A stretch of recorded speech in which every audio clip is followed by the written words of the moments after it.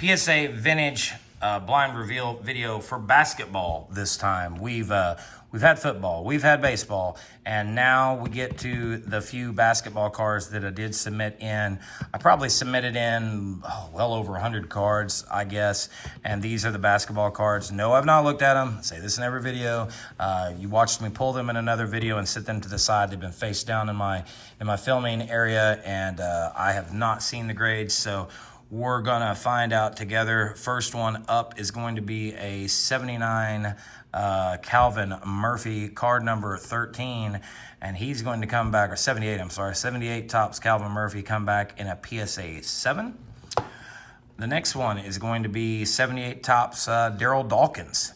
Daryl Dawkins, a gem mint 10 on the Daryl Dawkins. Will you look at that? That is the first gem mint 10 that I've gotten out of any of these vintage cards that I submitted in, and I am ecstatic about that. I thought it was nearly impossible, if not impossible, to pull a gem mint 10, but we are going to get it done on the Daryl Dawkins card.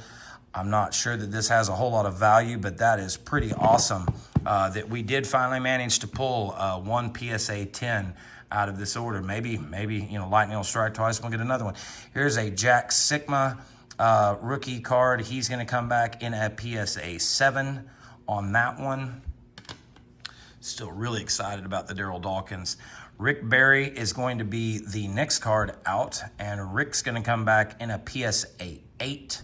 These cards were part of a collection that I bought, and the man had opened some packs up and put these cards away, and I ended up picking them up from him. I thought they looked pretty good. 78 Julius Irving card with, looks like somebody might have been eating a snack when they put this order together. Had a little piece of chip or something on there.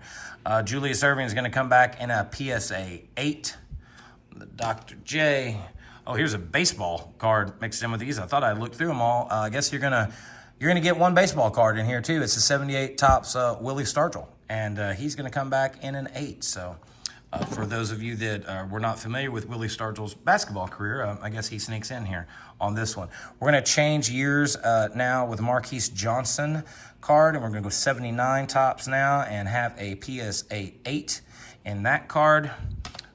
The very bright and very strange top set of these cards that you'll see. This first one's going to come out, so it's kind of hard to tell them. George Gervin, going to be a 9 on this card, a 77 Topps PSA 9.